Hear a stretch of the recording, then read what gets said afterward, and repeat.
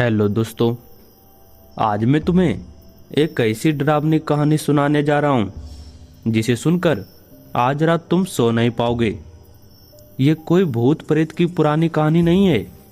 ये कुछ ऐसा है जो आज भी हो रहा है और शायद तुम्हारे साथ भी हो सकता है। इस कहानी के नाम रखते हैं सेल्फी में मुस्कुराती मौत। मेरा नाम विक्की है। ये बात 2018 की है। मैं कोलकाता में एक पेइंग गेस्ट रहता था। मकान मालिक एक बूढ़ा अंकल थे। नाम था सुबोध बाबू। उनका घर बहुत पुराना था। लकड़ी का फर्श, ऊंची छत और एक कमरा था तीसरी मंजिल पर, जिसे कोई किराए पर नहीं लेता था। लोग कहते थे उस कमरे में एक बहुत बड़ा आईना है, पूरा दीवार जितना।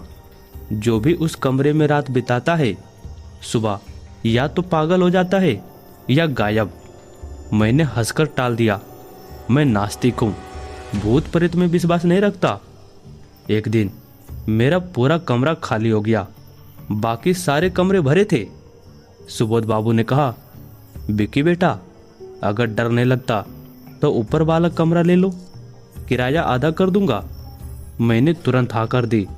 सामान उठाया और ऊपर चला गया। कमरा खोला तो सच में बहुत बड़ा था। बीच में एक लकड़ी का पलंग और सामने की दीवार पर वो आईना। पूरा फर्श से छत तक कांच बिल्कुल साफ, लेकिन किनारे काले पड़ गए थे। मैंने अपना बैग रखा, लाइट जलाई और आईने के सामने खड़ा हो गया। अपना चेहरा देखा तो सब नॉर्मल था। रात के 11 बज रहे थे। मैं लेट गया, लाइट बंद की। अंधेरा बहुत गहरा था। सिर्फ आईने में बाहर की स्ट्रीट लाइट की हल्की चमक आ रही थी। मैं सोने की कोशिश करने लगा। तभी मुझे लगा आईने में कुछ हिला। मैंने आंखें खोली। मेरा रिफ्लेक्शन यानी मेरा प्रतिबिंब बिस्तर पर लेटा हुआ था, लेकिन मैं तो उठकर बैठ गया था ना। फिर भी आईने में मैं अभी भी लेटा हुआ दिख रहा था। मैंने सोचा शायद नींद में धोखा हुआ, फिर लेट गया। 2 मिनट बाद फिर वही। मैंने आंखें बंद की, लेकिन कान से एक हल्की सी हंसी आई। हे। लड़की की हंसी, बहुत पतली, बहुत करीब। मैंने झटके से लाइट जलाई। कमरे में कोई नहीं था।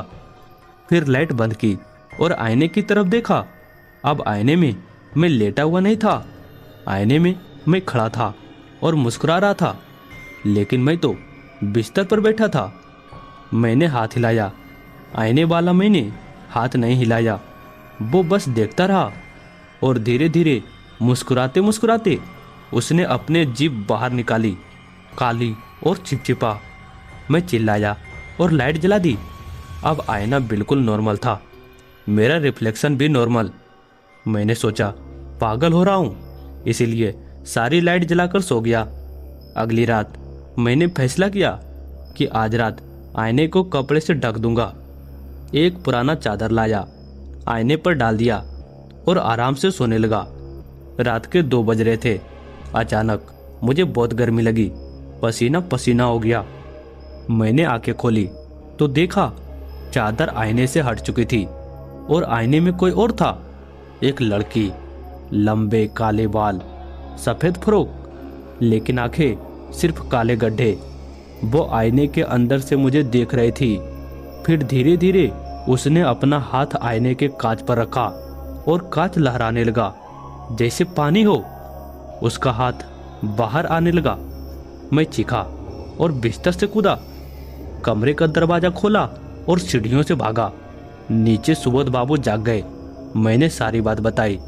वो चुपचाप ऊपर आए, आईना देखा, फिर बोले, बेटा, वो लड़की मेरी बेटी थी, रिया। 15 साल पहले इसी कमरे में उसने फांसी लगा ली थी, उसी आईने के सामने। और तब से जो भी इस कमरे में रहता है वो रिया को देखता है और रिया उसे अपने साथ ले जाना चाहती है। मैंने पूछा, फिर आईना क्यों नहीं तोड़ देते? बाबू रोने लगे। बोले, कोशिश की थी, 7 बार तोड़ा।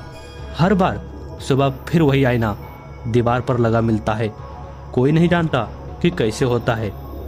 मैं उस दिन अपना बैग उठाया और हमेशा के लिए वहां से चला गया। लेकिन दोस्तों, अब सबसे डरावनी बात सुनो। जब मैं नया फ्लैट लेने गया तो वहाँ भी एक छोटा सा आईना लगा था। मैंने उसे तुरंत उतार दिया।